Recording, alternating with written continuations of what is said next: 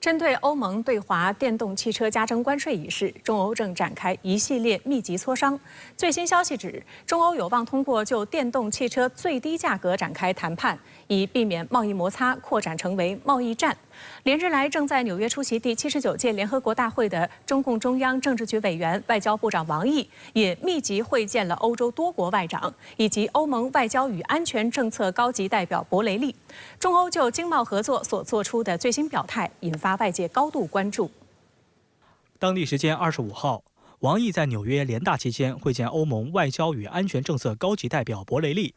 中方首先对博雷利担任高级代表期间积极发展对华关系、推动中欧合作表示了赞赏。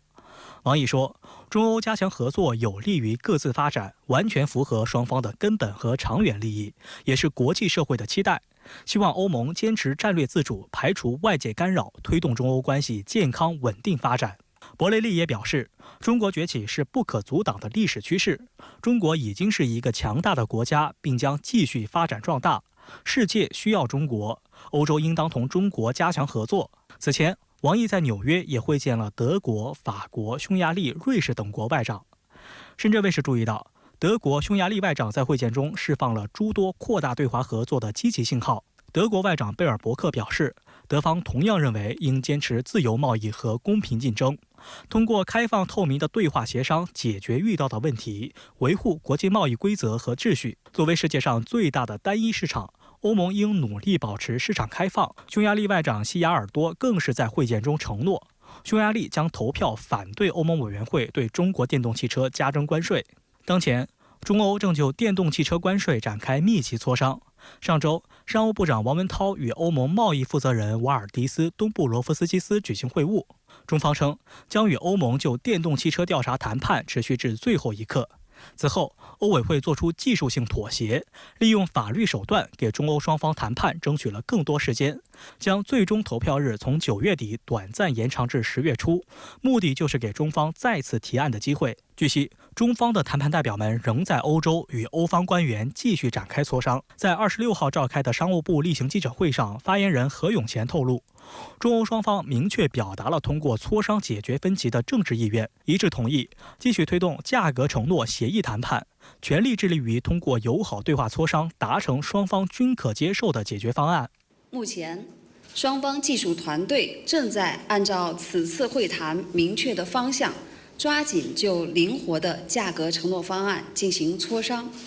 全力以赴争取在中裁前就解决方案框架达成共识。何永乾强调，中方既有通过对话磋商妥善解决分歧的最大诚意，也有坚定不移维护中国企业正当权益的最大决心。有消息指，欧盟将在关税草案中增加一项条款，允许欧盟在法案投票表决后继续同中国进行谈判。这也代表，如果欧盟10月初投票后决定加征关税，中欧仍能通过磋商的方式寻求更多解决方案，从而避免贸易战。分析认为，欧盟之所以增加这一项条款，主要是为了弥合其内部的分歧。德国作为欧盟大国，明确反对加征关税。德国副总理哈贝克23号还表示，德方正在努力寻找一种不会陷入关税战的解决方案。据悉，德国可能倾向于投弃权票。不过，要等草案正式版本出来后，德国才会做出最终决策。西班牙方面虽然没有透露将在投票过程中采取何种立场，但其首相桑切斯不久前访华，公开透露其改变了以往支持关税的态度，并呼吁欧盟放弃征收额外关税的计划。欧盟考虑到它的一个市场的最终的承受能力以及这个看能不能有一个弥补的一个途径。有些欧洲的一些产业和有些国家它是不赞同这个对中国进行征税的，所以某种程度上也是安抚。欧洲运输与环境组织高级主管茱莉亚·波利斯卡诺娃日前分析，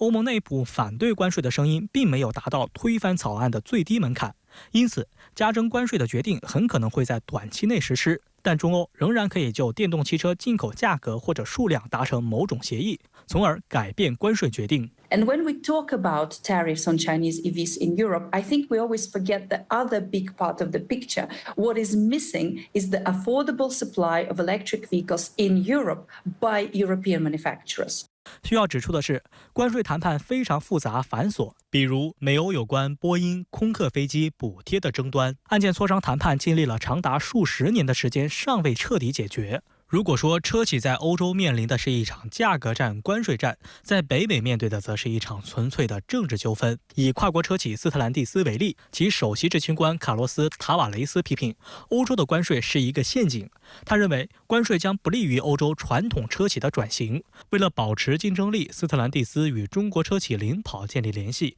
共同生产菲亚特、吉普等车型。这样的合作受到了欧洲政策制定者的欢迎。然而，在美国，拥抱中国技术却面临极大的挑战。老牌车企福特此前希望同电池厂商宁德时代在美国密歇根州合资建厂，但遭到美国共和党议员的强烈阻挠。此外，拜登政府已经确定对中国电动汽车征收100%的关税，而且还提议禁止装有中国软硬件的汽车在美国道路上行驶。针对中国电车，美国政府正在酝酿一套组合拳，此举引发美国内部人士的担忧。《纽约时报》刊发文章指出，许多中国问题专家认为对华恐惧已经过度，而且也在伤害美国消费者。文章说，如果美国汽车制造商无法获得最新技术，就有落后的风险，因为中国是世界上最大的汽车市场，并主导着电动汽车电池的生产。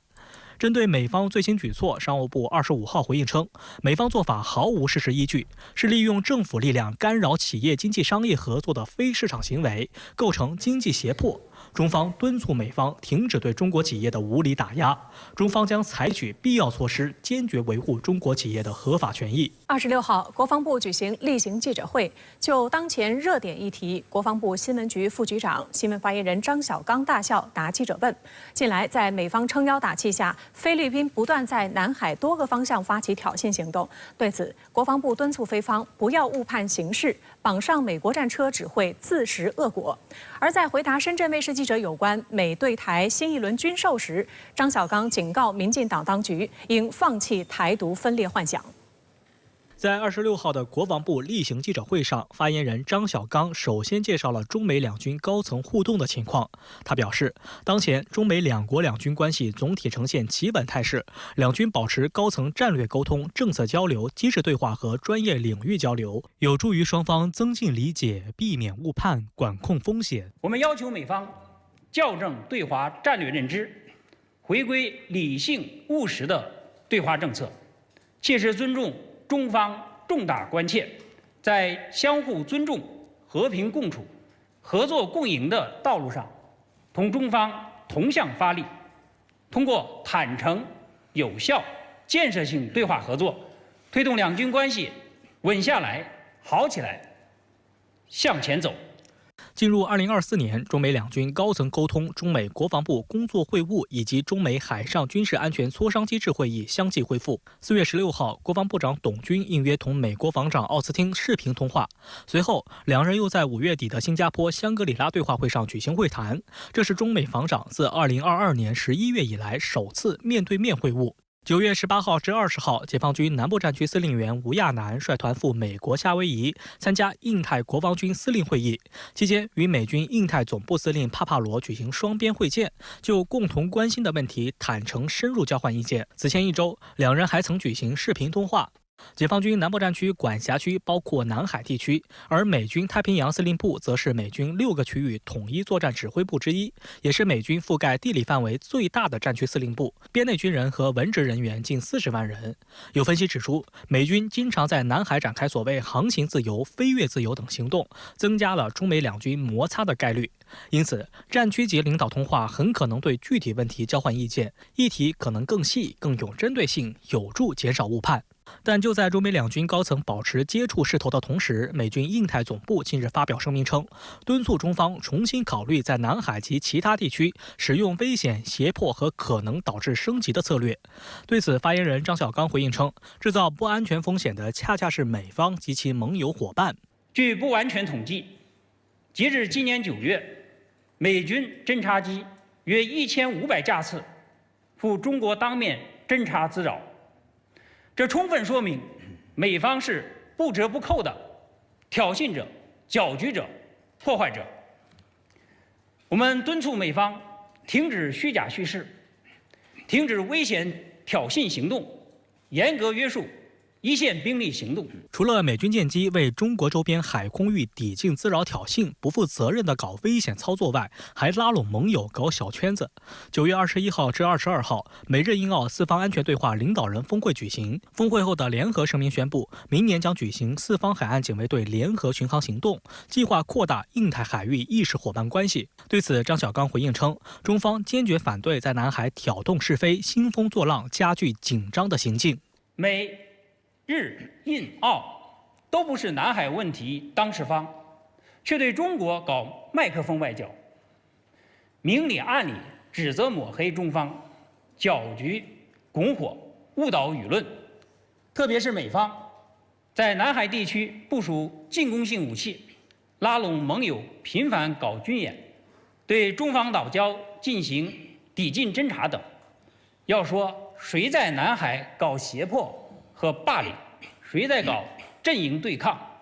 美国当之无愧。今年以来，南海地区波澜再起，在美方怂恿下，菲律宾甘当马前卒，在多个方向向中国挑衅。近日，菲律宾海警9701船已撤离仙宾礁，但菲海警声称将会向仙宾礁再次派出海警船。菲国防部长更是扬言，如果中方强制移除菲方在仁爱礁的军舰，这将是战争行为。另一方面，菲方明确表明，希望采购中程导弹，且继续利用美国部署在菲的低风系统进行训练。这意味着中岛系统或将继续在菲存在。我们敦促美方纠正错误做法，按此前公开承诺，尽早撤走中岛系统。同时，正告菲方不要打错算盘，把自己绑上美国战车，只会自毁家园，自食恶果。中方工具箱里有丰富的选项，将根据形势发展，采取有力措施予以反制。值得注意的是，为实现自身的战略目标，日本近年来积极配合美方行动，在南海、台海搅浑水。近期，美日双方讨论了在日本部署低风中岛系统的事宜。同时，日防卫省宣布将对日本海上自卫队进行大规模重组，组建全新的海军陆战队和警戒防备群。此外，还拟增加防务预算，构建小型卫星网络。有分析认为，日方可能是在为配合美国介入台海局势做准备。就在25号，日本海上自卫队一艘驱逐舰驶过台湾海峡，这也是日本驱逐舰首次驶过台湾海峡。近年来，日方加速作战力量体系调整，